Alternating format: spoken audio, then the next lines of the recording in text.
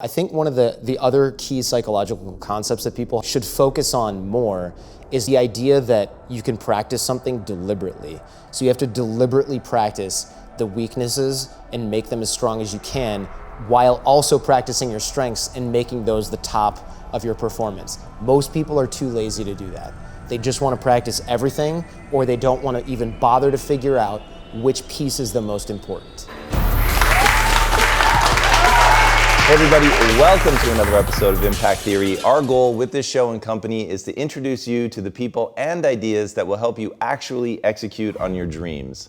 All right, today's guest is a former Wall Street lawyer who gave it all up to pursue a life of meaning. Following his love for learning instead of chasing money, he co-founded a podcast and academy called The Art of Charm back in 2006, long before podcasting and online courses were a thing, and he methodically built it into a seven-figure business and one of the most dominant podcasts on iTunes.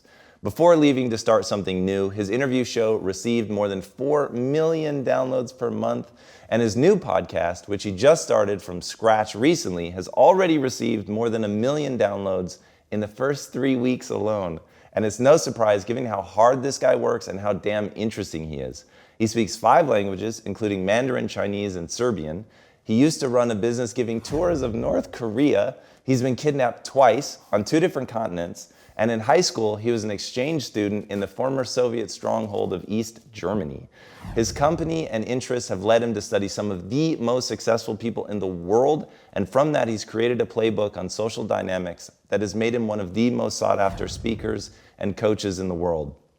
His work has been presented in Silicon Valley at mega companies such as Google, Apple, Twitter, and Square, and he's given talks on security, social engineering, and psychology at places such as Black Hat, DEF CON, and Harvard Business School. Additionally, Forbes named him one of the 50 best relationship builders anywhere, and Inc. magazine paralleled him to one of the best interviewers in the modern era. So please, help me in welcoming the former phone hacker and now host of the Jordan Harbinger Show, Jordan Harbinger. I am stoked to have you on the show, dude. You are the master of introductions. If I didn't know who you were introducing, I would have been very excited to hear from that person. That person? Yeah. They're going to be here today. Oh, good. So okay, I'll stick around then. Very exciting. What's crazy is how many weird things you've done. Yeah. Like the North Korea, that in my notes I literally wrote, what the fuck? Like I had to go back and like listen to that again. I'm like, he actually gave tours in North Korea? How does one end up giving tours in North Korea? That's what my mom wanted to know too. So of course, wait, how does that happen? Are you sure this is allowed? A long time ago when I was in law school, a friend of mine kept telling me about Turkmenistan and how weird this place was and how they had this crazy dictator that was renaming the calendar months and everything and built an ice palace in the middle of the desert. And I thought, what a weird guy. So that's for sure interesting. But the thing I really want to know is what makes you, when your friend goes, oh, there's an even crazier dictator, what makes you move towards that? That's a good question. I think anything that's really esoteric or forbidden was always appealing to me when I was a kid. So you mentioned former phone hacker. Totally great reference, because that was me when I was a kid, opening up those green boxes on the side of the road where you needed a special wrench to get it. And I thought, they don't want people to open this. You need a special wrench. I'm going to figure out how to open this. And I open it, and there's all these little screws with wires attached to them. And I see the lineman with his little orange handset clipping alligator clips on there. And I went and got one of those things and started to play with it in the green box. And I was listening to people's phone calls when I was 13. And I thought, this is something I'm not supposed to do that theoretically doesn't hurt anyone. So I like that. And now as an adult, I realize that I still have that bit of code that says, people kind of don't want you to do that. And I go, oh, well, in that case, it's more appealing. So it's a little bit of a rebellious streak, but I'm more interested to learn why people are trying to keep something a secret than I am about breaking the rule itself, if that makes sense. Totally. So this whole like life less ordinary thing, is that something that you cultivate intentionally? Like, so I know the story, you're a lawyer on Wall Street at the time of the collapse, and so there was a natural out if you wanted to take it. But I don't feel like you took it because there was a natural out. It would have been easy enough for you to do something that was still centered around law, but you don't. You start something that at the time would have been so beyond counterintuitive. Like in 2006, I'd listened to exactly 0 podcasts. Sure. I don't even know if I'd ever heard the word podcast. I don't think people listening today really understand, like, it didn't really exist back then. No. So why did you get into that? Right. So in college, I had to outwork everyone, which is easy because in college, everyone's just drinking, partying. So I outworked everyone. That was my competitive advantage. But then I got to Wall Street and everyone was really hardworking and really smart. And I thought, okay, we can all work 20 hours a day, 7 days a week. How do I make myself smarter in a time frame that's short enough for me not to get fired? Because I had hardcore imposter syndrome, where I was like, they're gonna figure out I don't belong here, I'm gonna get fired, then I'm gonna be out of luck and I have all this debt from law school. So I decided to work on this sort of secret third path, which, well, actually, I wanted to work from home so that nobody could see how much I didn't belong at this Wall Street firm. And there was a partner that always worked from home.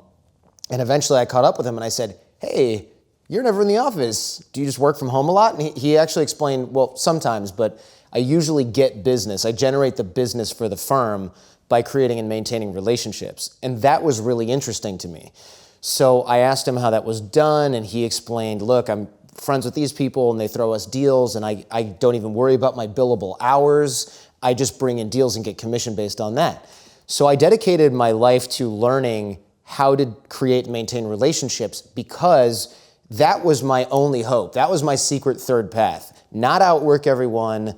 I was already working as hard as I could. Not try to make myself smarter in some way. You're dealing with real natural talent and hard work with some of these other people that were at my level.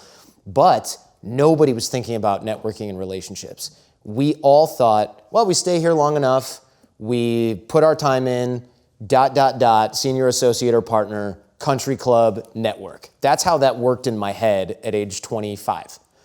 That's not how that works. You build that network the entire time, deliberately, ideally, and then you have those relationships that are valued enough to make you a partner or get you to the top of the law game or any game. So I decided to focus on that, thinking, if I work on this, I'll probably have 5 years before any of my colleagues even think about this as a skill set. And that time advantage will allow me to master the networking and relationship development skill set that I need to not get fired, maybe make partner, stay at the top of the game. So I focused on that skill set. And that was what we were talking about at bars and at meetings and things like that. And other people wanted to learn these skills too, because they started noticing some of the rewards that were coming from it. I would never wait in line at a bar. I would never pay for any food or drinks when I went out. I always seemed to know everyone. I was with different friends all the time. So bartenders, doormen, everybody knew who I was. And that was appealing to younger guys and girls for that matter back in college, but it was really useful in the working world. So when I finally started to teach these skills on the side, I was having the same conversation every night, 6 nights a week, because I was going out trying to work on these skills. And I started burning those conversations to CDs. And eventually, a friend of mine said, you know, you might not have to carry a pocket full of crappy, burned at-home CDs if we can figure out how to distribute these MP3 files in another way. There was no way to do that back then. And then we found out about podcasting. And at the time, there were 800 shows in iTunes. There are about 350, 400,000 now. And that's what we did. We started uploading our conversations to a server and listing them in iTunes. And the first couple days, we had 24 downloads, and a couple of them were from South Africa. And that's when the light bulb went off that there's something here that nobody's really paying attention to. If I can have a conversation with my friend in his basement or living room, and that can go to South Africa an hour later, and someone can email us and say, hey, I tried this and it worked, we have a new concept here. Remember, YouTube did not exist.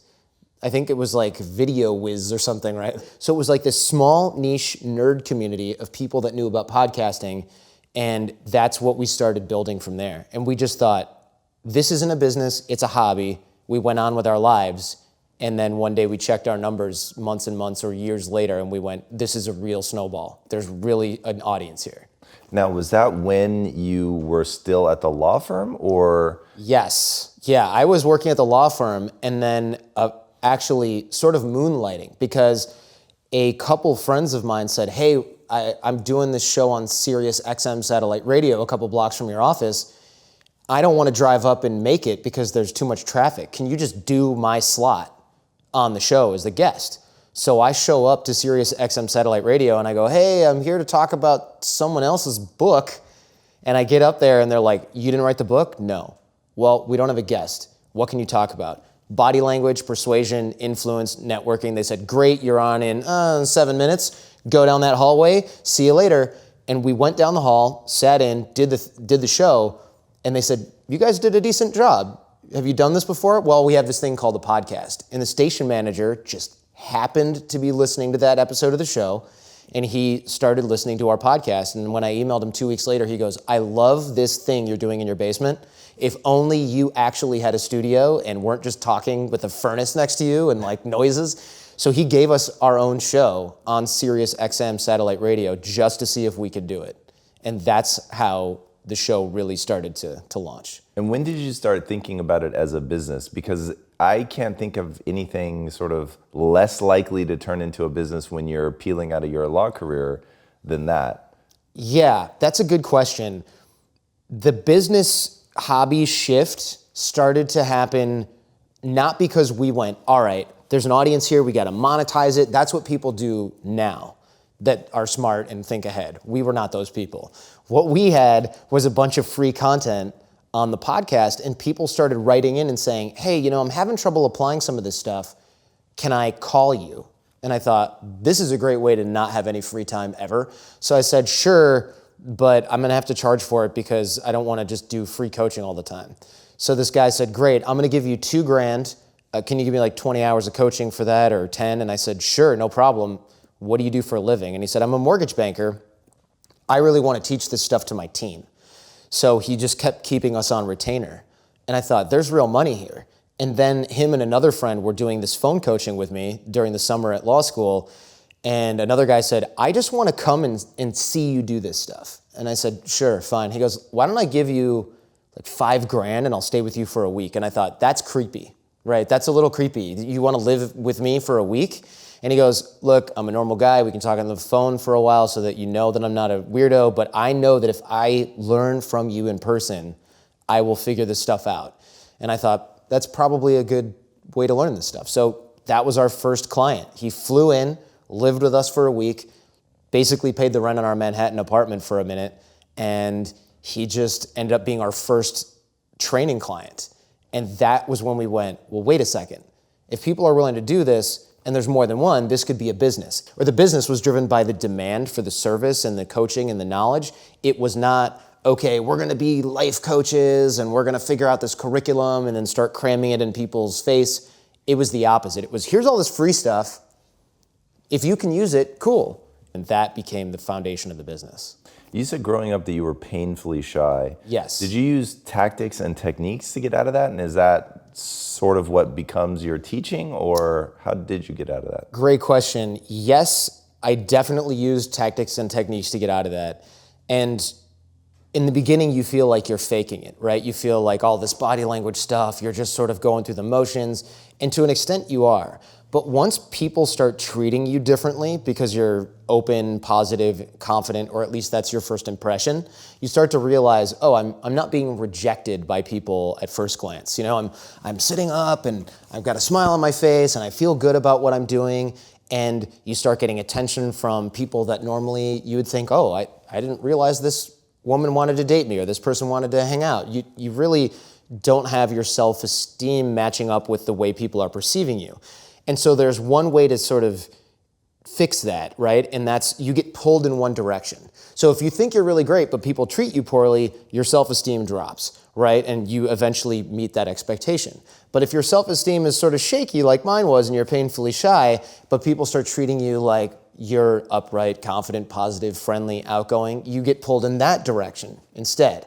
And that became a core concept of what I was teaching because I realized, wait a minute, I don't like fake it till you make it, but in some respects, this really worked for me because I wasn't lying to anybody. I was just acting a little bit more confident than I was, and then people went, oh, he's comfortable and fun and friendly.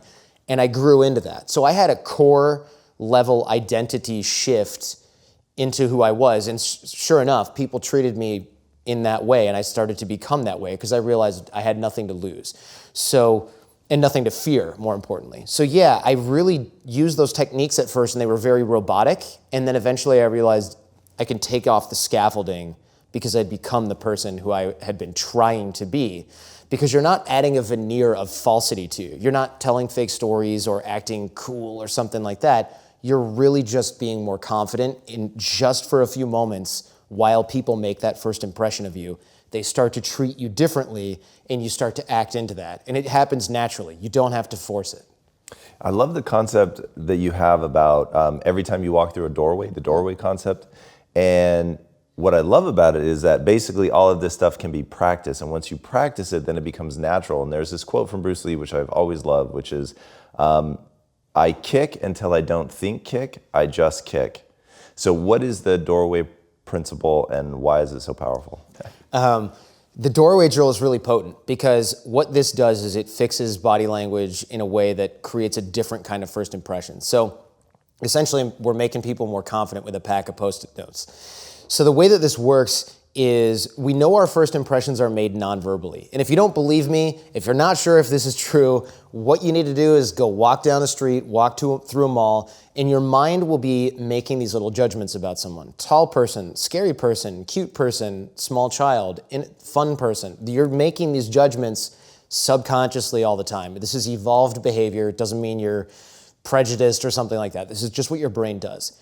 But what that means is that your first impression is made non-verbally. Those people don't have to talk or tell you something clever or tell you something scary for you to make that judgment about them. You just feel it. So the doorway drill is potent because if we walk through a doorway, which we do hundreds of times a week, dozens and dozens of times a day, even if you're just seated in your office, if we reset our body language, our nonverbal communication to create a positive first impression, then we don't have to think about it much anymore. Because the problem is if you say, all right, sit up straight, have upright, open, confident, positive body language, then I go into a meeting or a networking event, and this first thing that happens is I reset to my defaults, computer mode, right? Because I'm not thinking about it anymore. It's a conscious shift in my body language that I will lose control of. So we have to delegate or relegate that set of nonverbals to a subconscious process. And the way to do that is to practice it. And the way to practice it is to remember to practice it. And the way to remember to practice it is to do it every time you walk through a doorway.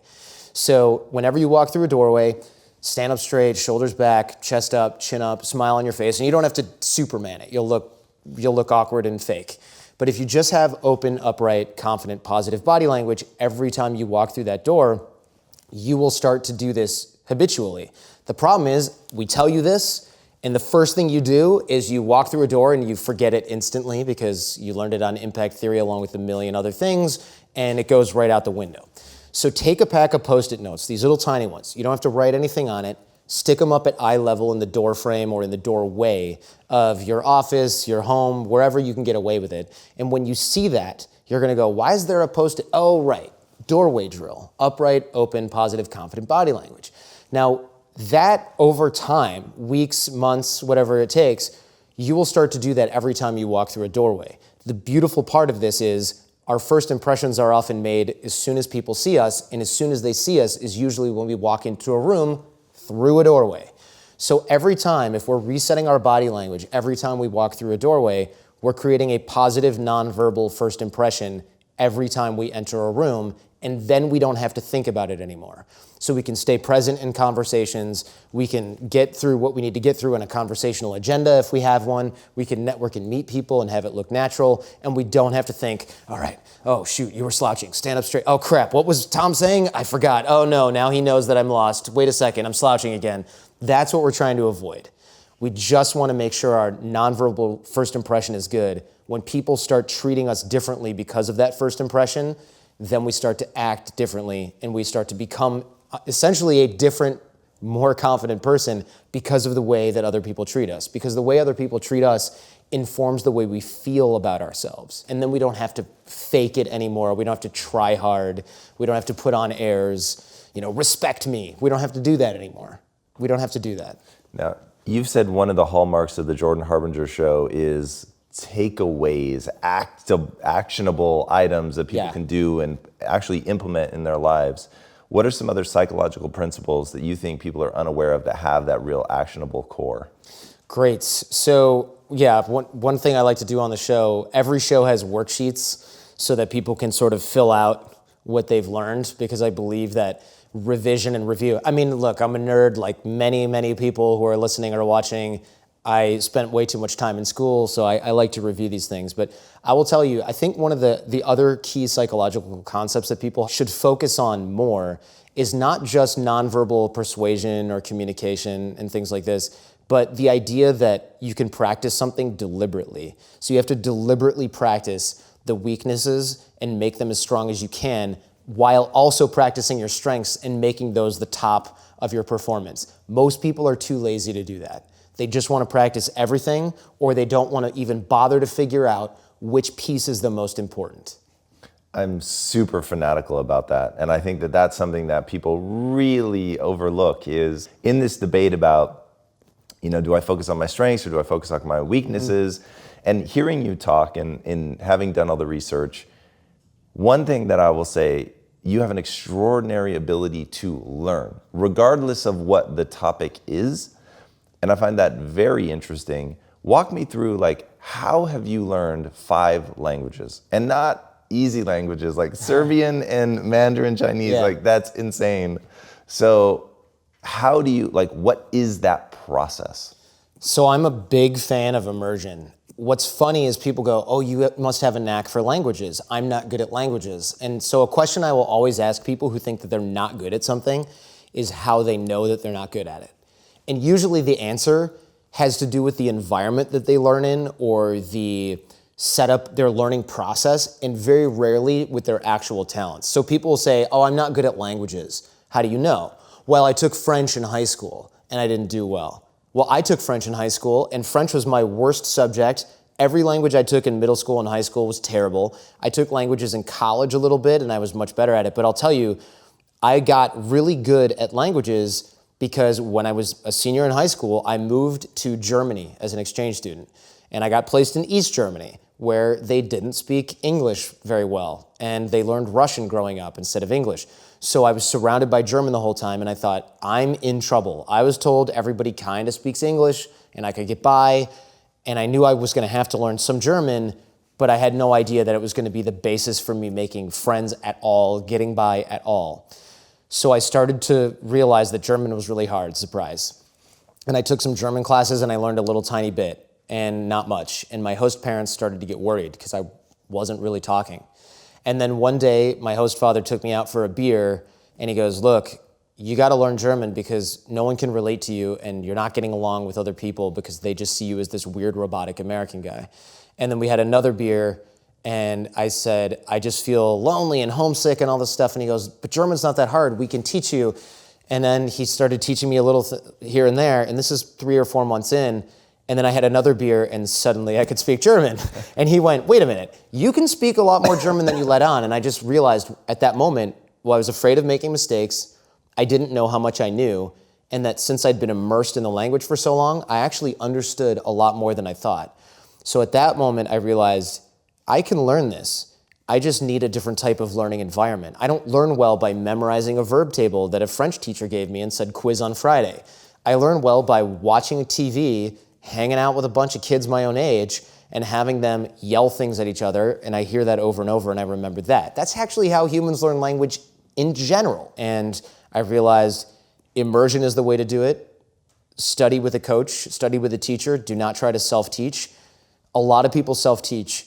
It can be great, but you really learn best with a coach for anything at all. I have interview and broadcast coaches that teach us on the Harbinger show. And if you can't find a coach anyway. Find someone on CNN and tweet at them and say, can I hire you to teach me interview skills? Someone will eventually respond to you. And that's how I find these types of people.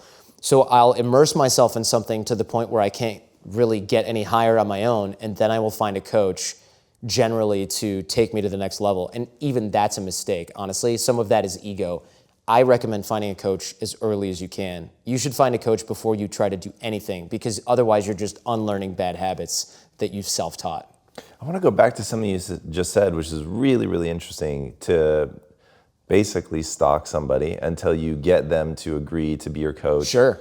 What does that process look like? And I want to put it in context of when Forbes magazine says that you're one of the best relationship builders anywhere. Like, dude, I will just tell everybody right now how true this is. Out of nowhere, he reaches out to me and was just like, hey, been watching your show. I think it's fantastic. Let me know how I can help. Did I do that? Yes. I'm glad I follow my own advice. I was like, whoa, like Jordan Harbinger like just reached out to me. This is crazy.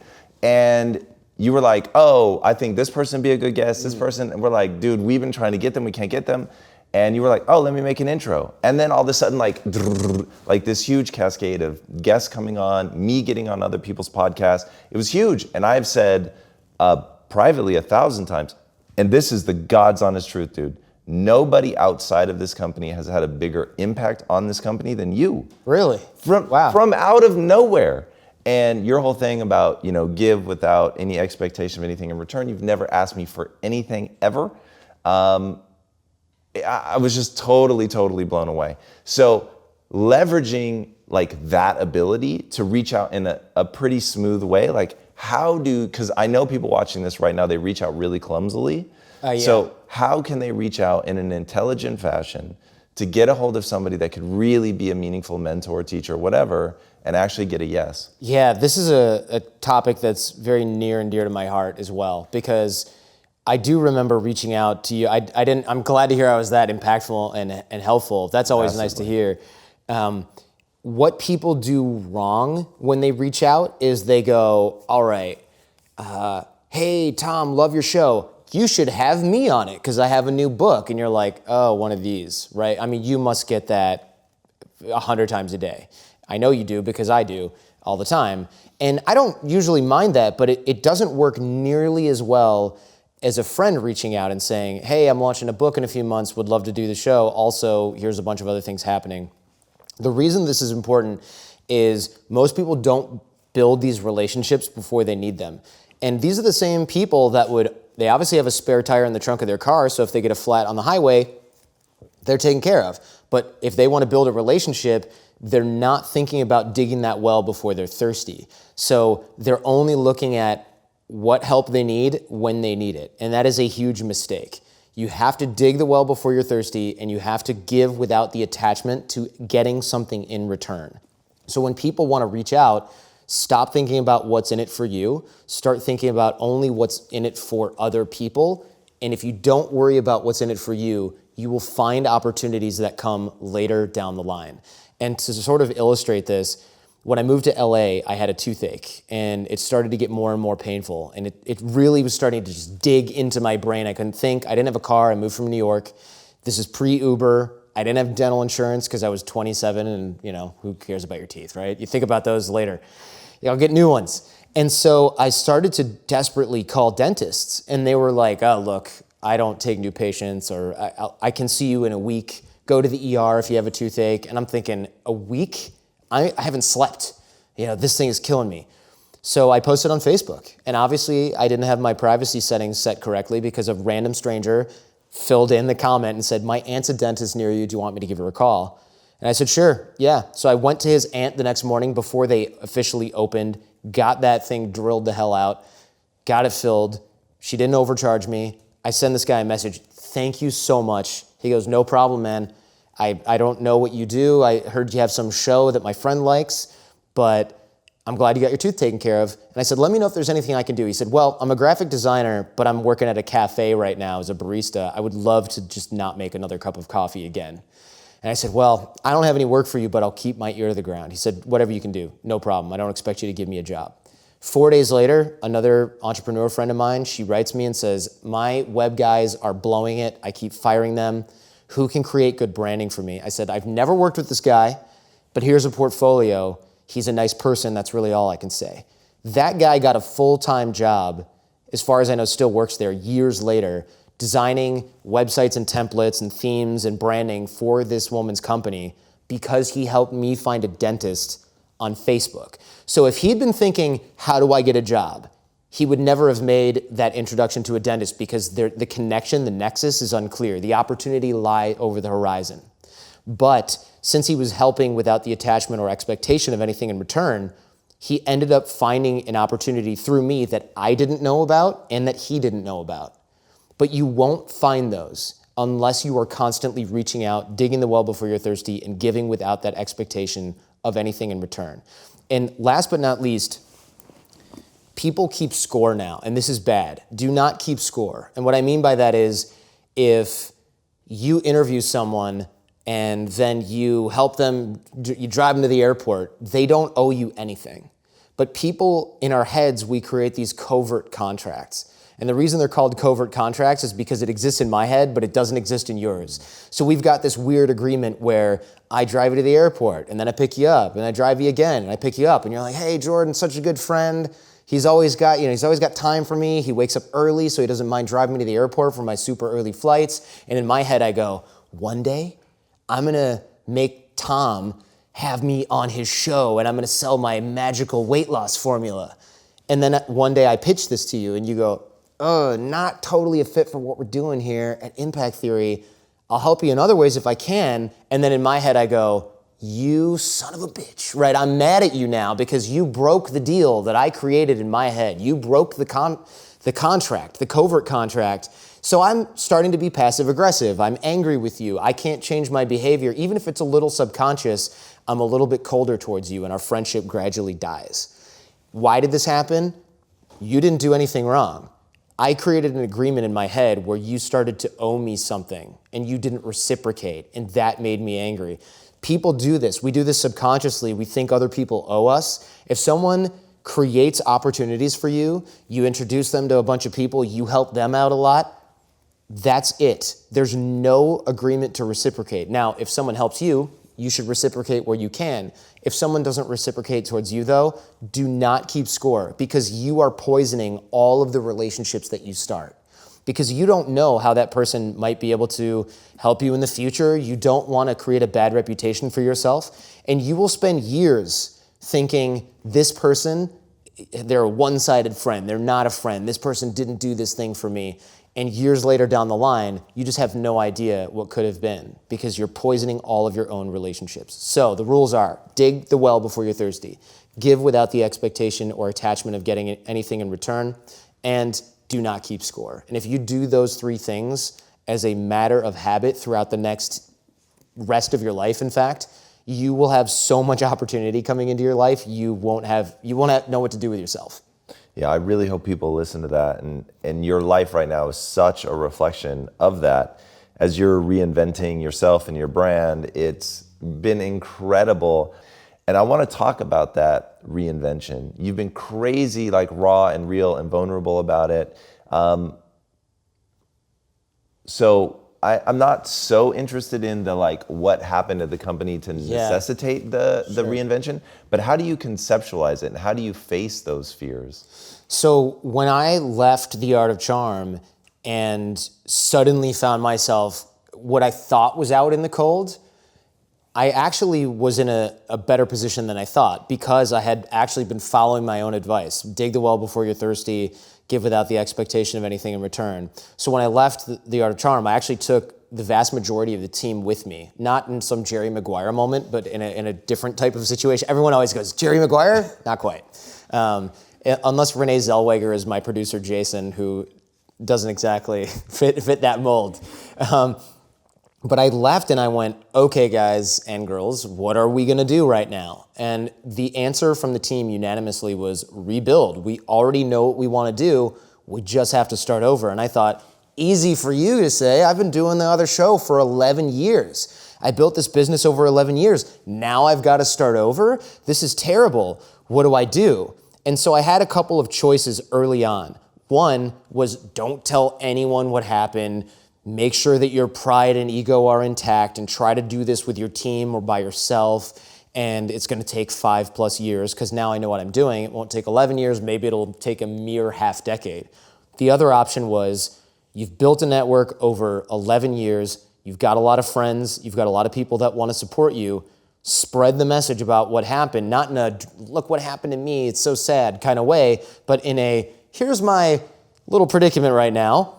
What ideas would you have? And most of the people that I had reached out to who have any sort of platform or anything were like, I want to help you get back on your feet with the Jordan Harbinger show. What can we do to make this happen? And so I reached out to dozens and dozens of people that I knew would, I'll be honest, at first it was like, if people start rejecting me, I'm going to feel pretty damn bad about this, right? It's going to knock me down even further. So I picked people like yourself that I knew wouldn't be like, you're dead to me, click, right? So I found a bunch of people that I considered real friends, and I reached out to those people, yourself included, and I went, here's what's going on. And you've been through similar stuff too, and so you empathized, of course, but also you were in a great position to say, like, actually would love to make this conversation happen.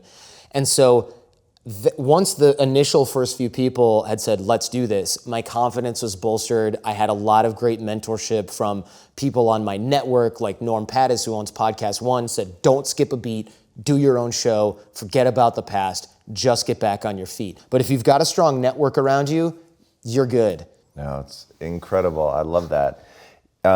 You said that it's not just because Jordan's an incredible interviewer, but I'll say that is part of the equation. And how do you think about the very notion of going into a crowded arena or whatever, having to start over? How do you think about being great? How are you approaching your interviews? Sure. So the one thing that I know that you and I do probably more than other interviewers, at least the ones I've spoken to, is we do more homework than anyone. Whenever I interview somebody, I always look for the Tom Bilyeu interview because I know that you read the book, you looked at all the videos, you had people make sure that they weren't on #MeToo somewhere, right? Like you did all the homework for that person. And I know that your interview is going to be really good, and I too will read the book, watch the videos, and do everything. And I know that we're going to be able to pull these things out. But the question is that it's a crowded arena. How are we going to be great? Well, if I'm doing exactly what you're doing, then are either of us great, or am I just copying you?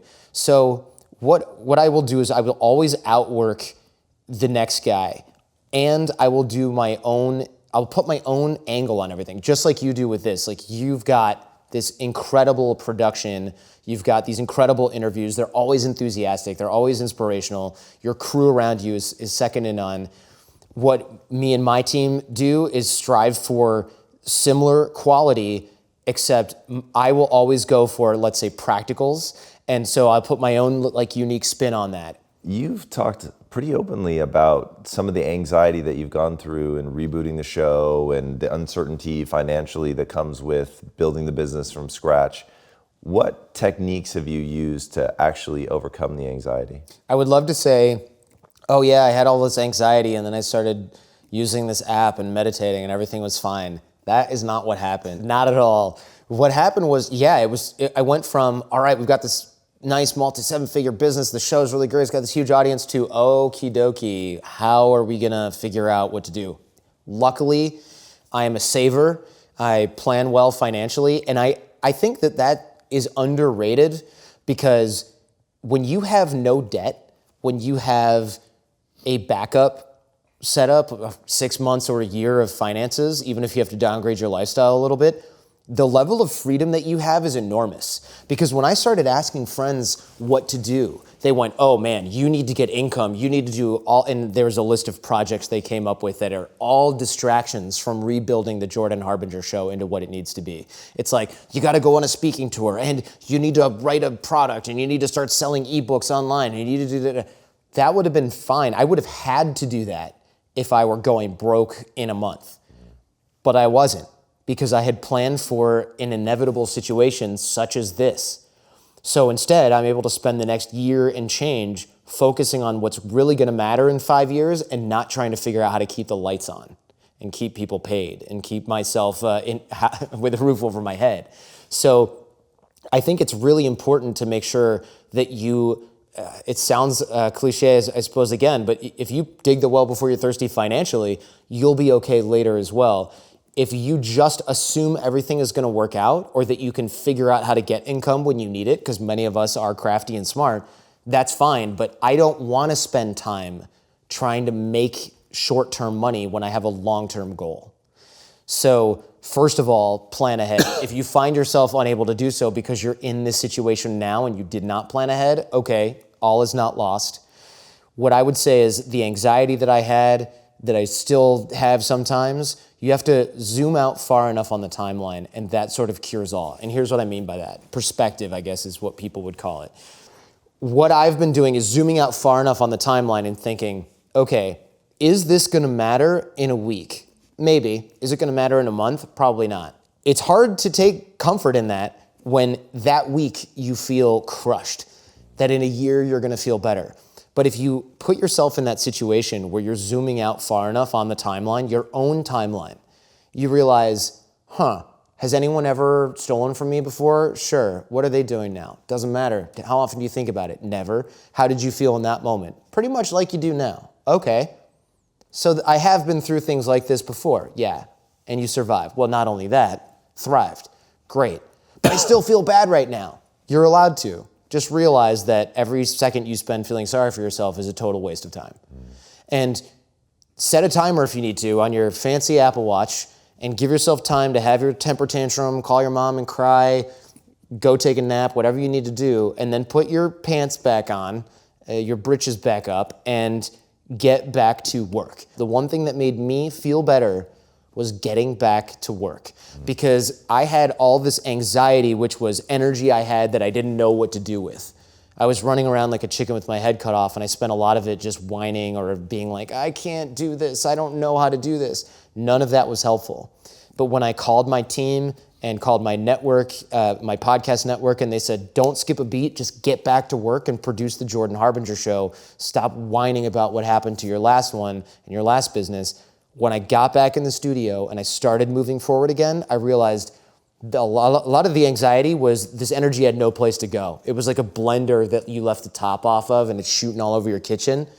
I needed to focus this in one direction. And so when I focused that energy into producing a great show, rebuilding my business, I started to feel better again. Because if you're doing everything you freaking can to get back on your feet, then when you go to bed at night, you don't think, how am I gonna do this? You realize you're gonna do this one day at a time, one step at a time, one brick at a time. Along those lines, you wrote a really cool article recently, and the key takeaway for me was action ends suffering. Yes. I thought that was really cool. That was an accidental find, right? I didn't think, I've gotta take action and end this suffering. I've gotta direct my energy in one direction. It was kind of like, okay, am I gonna try to sleep all day or be depressed or be angry, or am I just gonna get back to work? That was my choice at the end. And I feel like a lot of us have those choices. The action ended the suffering in many ways, but I didn't expect that to be the result. I really thought I was just gonna distract myself. And that was the initial plan. Just distract yourself with work. But what I didn't realize was the work wasn't just going to distract me. It was going to take all of that drama and pack it into a neat little ball, put it in a drawer, and not worry about it anymore, because I had a bigger mission. And part of that was the audience, the Jordan Harbinger show audience. There were people going, where's the show?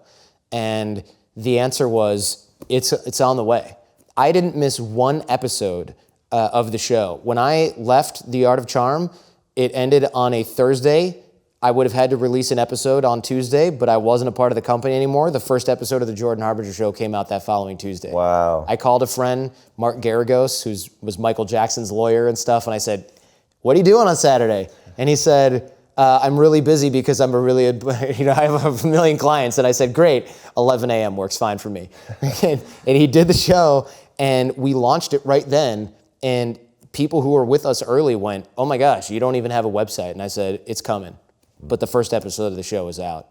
Action ends suffering. Not gonna be universally true for every type of suffering. It might only alleviate some of it, but we see this pattern in people. We see the person who's lost a child in a shooting or something and is now speaking about it. We see people who've undergone great tragedy and now run a charity that helps people who've been victims of similar situations or of different situations. That action helps them eliminate or mitigate their suffering. And so this was an accidental discovery for me. So I can't take credit for it. But what I can say is, if you find that you are suffering right now, try taking action instead of taking a bath in that suffering. And I know it's easier said than done. Trust me, I know that. But trust me that this works as well. That's so powerful. All right, before I ask my last question, tell these guys where they can find you and the new show. Sure. So you are either watching this or listening to a podcast version right now. Search for The Jordan Harbinger Show in your podcast app or iTunes. We do have some clips that take place in the YouTube sphere, but really, I would love if people would find me and listen to the show, because I will make damn sure that every minute of your time, your earballs, your share of ear, whatever we want to call that, has been earned. I will earn every moment of your attention on The Jordan Harbinger Show. That is my promise to you. So give us a shot and let me know what you think. Yeah, and I will just say that I think it's even better than what you were doing on The Art of Charm. I think you've broadened things out a lot more. I think the interviews are more deft. Really, I'm super stoked on this. I think it's absolutely fantastic. Thank you, brother. All right, my final question. Yes. What's the impact that you want to have on the world? I want to make sure that people get tools to improve their lives on a regular basis that they can improve incrementally every single time they listen. So every episode of the show, you learn something, you put it in, like those little one-piece Legos, those little oneies, you just stack them up, and eventually, if you get enough of those, you can build a castle. That is what I'm trying to deliver, because I think that as busy as people are, even though the smartest of us are always trying to learn, it's hard to read a book or two every week. It's hard to make sure we're moving forward and learning when we're trying to build our own business or keep a career or manage a family. So I want to deliver this knowledge and this value in a way that people can get at the gym, in the car, etc., and then take those little tiny one-piece Legos, and after a couple of months or a couple of years, they go, I built a freaking castle. Thank you. That is what I want to do, is make it bite-sized enough that anyone and everyone can do it, and it makes their life better. Very similar to what you're doing here, I think. Thank you, man. Great answer. Thank you so much for being on the show, dude. So fun, man. All right, guys, I'm telling you, there's a reason he's considered the godfather of podcasting. This guy takes greatness to a whole new level, and I'm telling you that behind the scenes, everything that he's talking about on camera and on the podcast, he's doing in real life. I cannot emphasize enough how excited I was to bring him on the show, because I wanted to do something nice for him, because he had done so much for me. So not only did I think he'd be an amazing guest, but that sense of really building real friendships, nurturing them, making sure that they're blossoming of their own accord, and never, literally you can feel it in everything he does. He's never worrying about what the payoff is going to be. And that is how you get a payoff. And you know me, I'm a big believer in holding two competing ideas in your head, and he is the master at this. He knows that that's a good strategy. He knows that. And yet he can approach you with such authenticity and give you those Legos, whether those Legos are a piece of information, whether they are a connection. He is doing that better than anyone I think I've ever met in my entire life. It is absolutely extraordinary. There is much for me to learn from this man. He is, whenever possible, one of the first videos I go to research somebody that we have coming on the show, because he gets absolutely amazing stuff. Go watch his show, subscribe to the Jordan Harbinger Show, and look at how he approaches life without a sense of scarcity.